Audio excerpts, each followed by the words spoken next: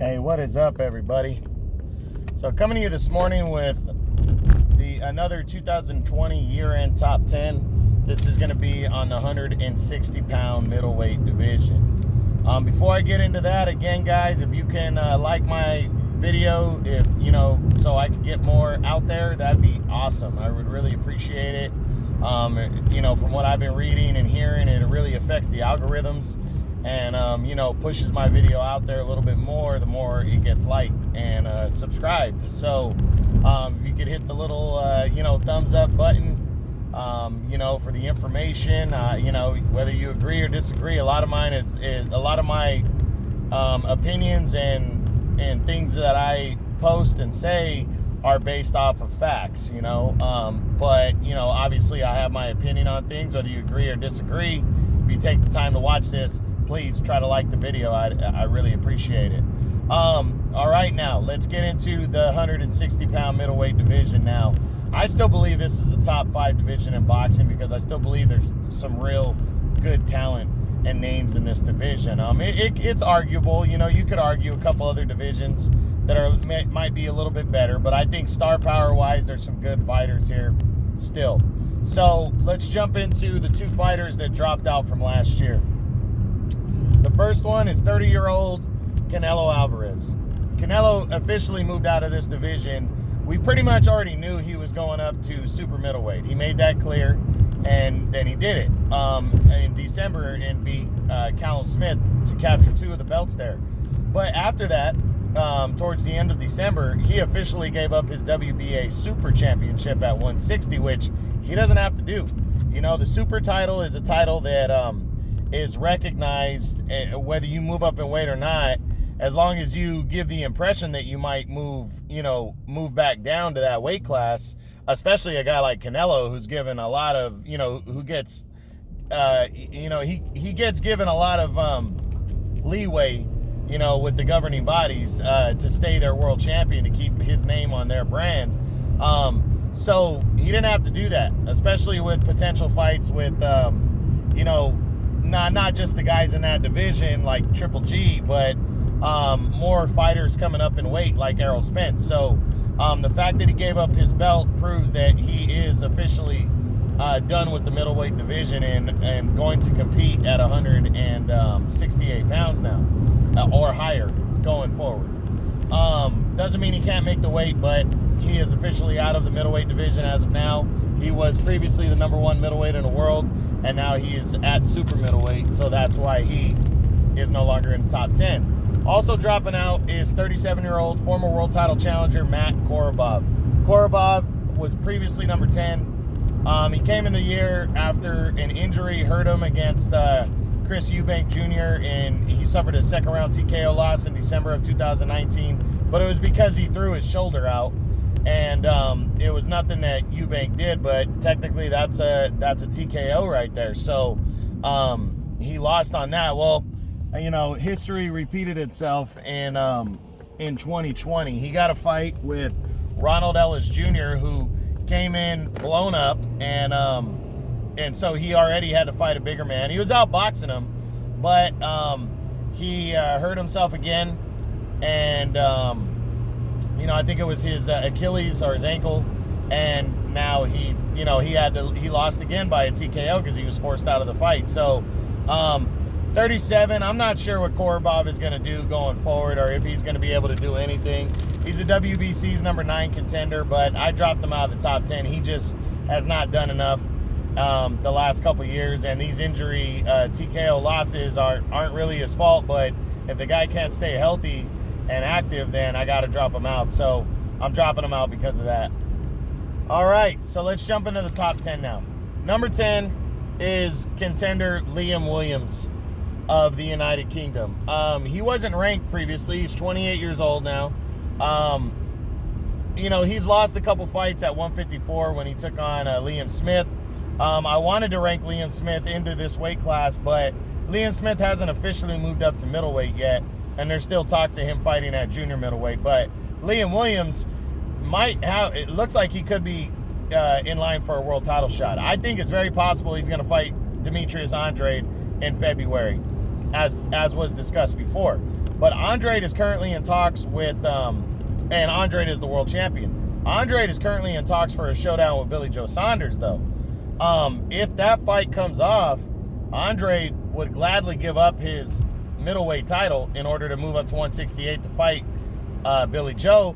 So the belt would become vacant, and then Williams, the WBO's number 2 contender, would still be in line to fight Jaime Munguia for the title. So, or somebody else if Munguia moves on and fights Triple G, which is being talked about. So, you know, big opportunity on the rise for Liam Williams, who only fought once and got a first-round knockout win over some nobody in 2020. But he looks to be in line for a title shot directly, or at least, at the very least, a final eliminator. And we're going to see what Liam Williams is made of when that happens. Next at number 9 is the undefeated contender, Kanat Islam. He previously was not ranked. He's 36 years old, and he didn't fight at all, but he's in 2020. But he's 27-0, 21 knockouts. He was actually on the schedule to fight Jaime Munguia. He was gonna fight him. He was there. That fight was close, and then the coronavirus pandemic obviously ruined everything, pushed everything back, and that fight never came through. So Islam, as of right now, is ranked number 4 in the WBO. He could be one of those guys that gets a vacant title shot against a Liam Williams if Demetrius Andrade doesn't fight. So Islam's kind of banging around, hanging in there, and we're going to see what he does going forward. But it was very hard. I was splitting hairs trying to get a couple guys at the end of the top 10 here. And, you know, Islam needs to return and take advantage, especially at 36. He should put his foot on the gas pedal and go for something immediately so he can stay in the top 10. And, you know, just so he can get an opportunity that he's never had at 36, he's getting past it, so we'll see. Next at number 8, and actually still number 8, is 30-year-old former WBA champion Rob Brandt of the United States. Brandt bounced back in 2020 in August. He took on Vitaly Kopalenko. This was over a year off since he lost the WBA title back to Ryota Murata in a rematch, as Murata stopped him in the second round. These two guys were supposed to fight in a rubber match, but Brandt, as Murata did to him, or as he did for Murata what Murata did for him. He was granted, before the mandatory rubber match, he granted Murata an optional defense. Murata took that in December of 19 and got a knockout. Well, these two guys are supposed to be on the, supposed to be going forward, but Murata became a name for Canelo, and then the coronavirus set in and pushed everything back. And, I think Murata not being able to travel out of Japan was a big issue, and that's why that fight didn't pop off. A third fight, I'm hoping that fight can still be made. Rob Brandt's currently not ranked, though, in any governing body at middleweight, so I'm a little surprised by that. I'm hoping he gets an opportunity because Brandt is a good fighter, and he's going to deserve something. So hopefully he gets some kind of opportunity in 2021, but we'll see. Next at number 7, moving up 2 spots from number 9, is the undefeated former junior middleweight champion Jaime Munguia of Mexico. Jaime Munguia entered the year, hadn't made his debut at middleweight yet, but had already made the decision to move to middleweight and gave up his belt at 154. So coming into the year, I had him ranked number 9. And he was on in January. He was taking on Spike O'Sullivan, a real and a solid middleweight, and he had some trouble in that fight. O'Sullivan hit him with a shot in the second round. There was about 9 or 10 seconds left, and it really stunned Munguia. If that round would have went on longer, it could have been bad news for Munguia. But Munguia, after that, figured out that by throwing a hard jab, which is essentially, somewhat of a power punch for Munguia because he hit so hard, that was the key to victory, and he did that. He started to bust up Spike O'Sullivan, and then he impressively stopped him in the 11th round, winning his debut at middleweight and staying undefeated. He returned in October, I believe it was October 30th. He took on Turiano Johnson, and Turiano Johnson's not a guy to be slept on. And, it was a war between these two guys. It really was a back and forth slugfest right here. One of the better fights of the year in terms of toe-to-toe action. And Munguia threw an uppercut that busted Johnson's lip wide open, split it right down the middle. If you haven't seen that, go check it out. Tureano Johnson's split lip. It was pretty damn bad. The fight was stopped after that. It was caused by a punch, so it was a 6th-round TKO win for Munguia as he continues to move forward. Now, Munguia is the WBC and the WBO's #1 ranked contender. And this guy needs to cash in on something, and he might be right there for it. So here's the latest talks that I've been hearing is that Munguia and Triple G are trying to work out a fight with each other for Triple G's middleweight championship. Triple G is currently in optional mode, so he can make an optional defense next because he just made a mandatory. So, man, that would be exciting right there. You'd have the young lion in Munguia, who's still only 24 years old, taking on the older veteran, the old lion, Triple G, who's 38. And, man, what a fight that would be right there. All action. I would love to see it. I know Oscar already mentioned that fight possibly taking place on Cinco de Mayo weekend. That would be a big fight right there. I think something like that's going to happen for Munguia. I wouldn't be surprised if that fight gets made. I've been saying it. Triple G, DAZN wants a return on that big contract that they signed Triple G to. And what that means is he has 3 fights left of the 6. He's making over $16 million per fight. They want him to get in the ring with somebody big in order to draw in more subscribers and more money. And Jaime Munguia is a very good choice to be able to do that. He has a following. He's an undefeated, big punching Mexican fighter, and I think it's a great matchup for Triple G right now. So, and for Munguia. So that's huge. Also on the radar could possibly be a title shot for the WBO belt against Liam Williams if Demetrius Andrade moves up in weight and fights Billy Joe Saunders at 168. So I think those are on the horizon. If that belt gets given up, I think we're probably going to see him go after the middleweight title first and then maybe fight Triple G later in the year. So Jaime Munguia is just going to sit back and look and see what happens, and then we'll go from there. But yeah, big things could be on the horizon for the undefeated Munguia.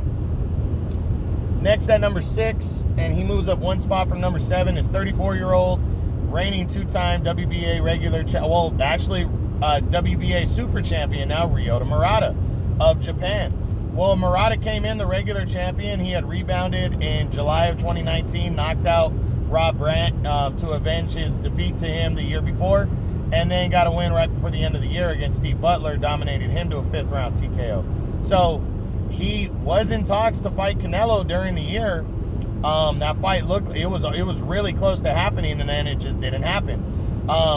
And Murata ended up not fighting at all. He was supposed to fight Rob Brandt in a 3rd fight, and from what I heard out of the Brandt camp is that it was travel restrictions why Murata didn't fight in 2020 and why that fight didn't happen.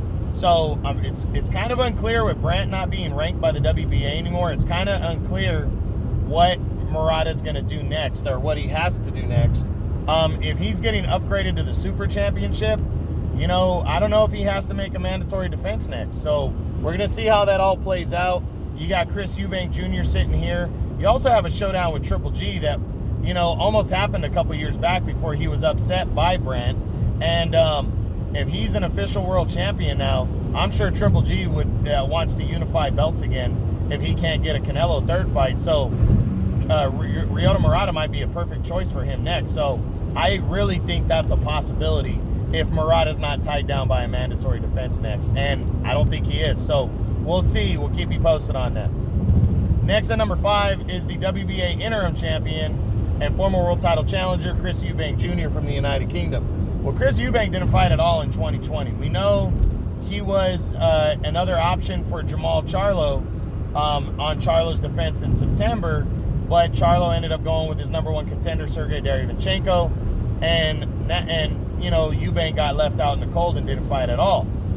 That speaks to Eubank's inactivity that's been going on with him as he tries to secure big fights, but he needs to get in the ring and actually fight, big opponents and build his way up to that. And he just didn't. In his last fight, he only fought to a second-round TKO after Matt Korobov got injured. So by the time he comes back, it's going to be 2 years since he had a realistic fight like he did with James DeGale when he beat James DeGale's ass in February 2019. So I'm hoping we see Eubank back in the ring. I'm hoping Eubank gets the next crack at Jermall Charlo as long as Charlo's staying at 160. So, and, you know, maybe a shot against Ryota Murata, considering he's the interim champion. Maybe he fights for the vacant regular title next. You know, right now things are kind of up in the air, but I hope something gets decided because I like Eubank and I want to see him back in the ring. Next at number 4, and actually still number 4, is former 3-time world title challenger Sergey Derevyanchenko. Derevyanchenko was actually on the Canelo radar for possible opponents in 2020, and it didn't happen. But, you know, he also was the number 1 contender in the WBC, but he wasn't mandated to that position. So he finally got confirmed for a showdown with Jermall Charlo, his third consecutive title opportunity in the last 3 years. He had lost to Danny Jacobs in 2018 by a close split decision. You know, in a fight where I think most felt Jacobs won, myself included. And then he took Triple G to hell and back in 2019 in a fight that, you know, was very close, that he could have very easily won. A lot of people thought that he won. And he walked away with a very tight, unanimous decision loss. So going in against Charlo, Derevyanchenko had to prove that this was his third opportunity to become a world champion. And I personally picked him to beat Charlo, and I was surprised at the fact that Charlo was able to box him and pretty much beat Derevyanchenko up. He never really let Derevyanchenko take over the fight or catch a good rhythm. Even when Derevyanchenko would land some good shots, Charlo would land a big right hand to swing the tide back in his favor and control the action. And Derevyanchenko lost a cleaner decision than he did against both Jacobs and Triple G. So, you know, impressive performance by Charlo. Derevyanchenko now, we're not sure what's going to happen with him, but he needs to continue to slug it out, whether it's here, whether he tries it out at 168. He's 35 now. So, again, he needs to put his foot on the gas pedal and keep chugging. There are guys that I think Derevyanchenko can beat at 160 for sure. And I think, like I said, Charlo might be leaving the division, and Derevyanchenko needs to just keep chugging and slugging it out. Right now, his highest ranking is number 2 still by the WBC. So, you know, he could fight for the vacant title if Jermall Charlo decides to move up in weight. So, just got to wait around and see what happens. Next at number 3, and moving up 3 spots from number 6, is 32-year-old and undefeated WBO champion Demetrius Andrade. Andrade fought in February against an unknown fighter named Luke Keeler from the United Kingdom. He dominated him and stopped him in the 9th round to retain his title. You know, he's been trying to get a big name in the ring as normal by calling him out, but he didn't really stay busy and fight before the end of the year. He was supposed to fight in November. His opponent got scratched because of the coronavirus. Then it was talked about him possibly defending his belt against mandatory challenger Liam Williams in what was it, November? In February, I'm sorry.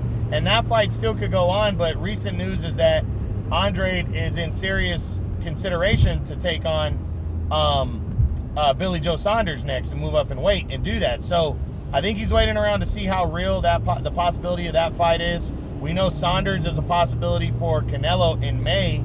So even though Saunders is calling out Andrade, I don't know how real that talk is. We're going to see. I don't really think Andrade's going to get anybody big at 160 to fight him. I just don't see it.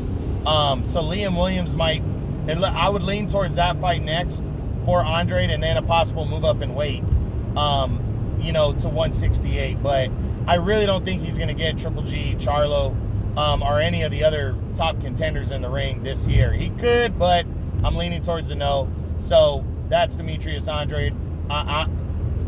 Be ready to see him at 168 this year, in my opinion. Next, and finishing the year number 2, moving up 1 spot from number 3, is the undefeated and reigning WBC champion, Jermall Charlo. Charlo entered the year number 3, and really there was still a lot of questions about Charlo. You know, he had he beat Dennis Hogan to close out 2019, but you know, there was a lot of people, myself included, that wanted to see how good he really was. And you know, the options on the table coming back from the coronavirus were 2 top-tier middleweights, Sergey Derevyanchenko or Chris Eubank Jr. Either option would have been good, but the fight with Derevyanchenko was the one everybody really wanted to see, and he ended up selecting that one. And they, in September, on a joint pay-per-view with his twin brother, he defended his title against Derevyanchenko, and to be honest, that was the fight I was looking forward to the most. And it ended up being a better performance than I thought Charlo could give. He pretty much dominated the action, outboxed him, outworked him. Whenever Derevyanchenko would land a big punch and try to steal the round, he would just land a harder punch to take it right back, take the momentum back, and he won a very clean one-sided, I call it one-sided 12-round decision. Very convincing decision. So now, you know, going forward, if he's going to stay at middleweight, I think his options are limited in terms of makeable fights. I say if he wants to kind of kill the time and really take on a good fighter, he needs to fight Chris Eubank Jr., because that fight can still be made. Outside of that, it's scarce in terms of big names. So I think Charlo is going to start making the process of moving to 168, unless he can get a good fighter to come up from 154, like maybe a Jarrett Hurd, if Jarrett Hurd's not getting opponents. I really think that's the option, but I think by the end of the year, Charlo is going to be ready to take on Canelo.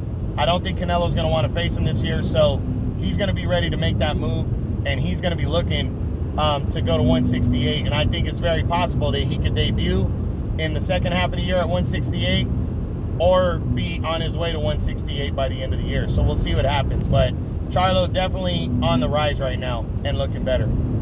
Looking good, I should say. And now finally finishing the year number 1 at middleweight is a former number 1, moving up 1 spot from number 2. He is a 38-year-old and reigning IBF middleweight champion, Triple G Gennady Golovkin. Triple G entered the year number 2, and there was a lot of questions about how good Triple G still was. A lot of doubters. I personally felt, and the reason why is he's 37 coming into the year. He had struggled mightily against Sergey Derevyanchenko, but my opinion on it was Triple G was overlooking Derevyanchenko. Later on, I found out that he was suffering from an illness going into that fight, so that definitely could have affected him, and maybe it did.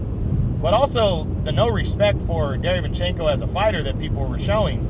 Derevyanchenko is a really good middleweight, a really good fighter. And when you overlook a fighter and you possibly are sick, it's very easy to look average against a fighter like that.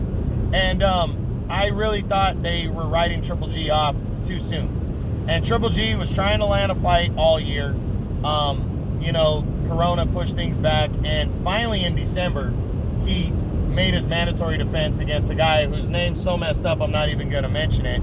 And Triple G just whomped on that guy. He smashed on that guy, 4 knockdowns en route to his 7th round TKO. He looked ripped. He looked in shape. Yes, he gets hit with punches, which is good. He is slowed down a little bit. Yes, I admit that.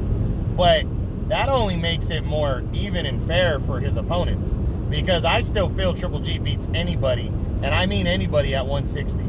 And just over 2 short years ago, he gave our current pound-for-pound king hell and very easily could have beat him. And, in Canelo Alvarez, and he's very deserving of a 3rd fight. So I'm hoping this year Triple G can work himself into the 3rd fight, or he gets the 3rd fight with Canelo. That's what I'm hoping for. But, there are other good options, and he's exploring one of them right now. Rumor has it right now that he's in talks with Jaime Munguia for to defend his title against him. He's in optional mode. He'd be able to do it.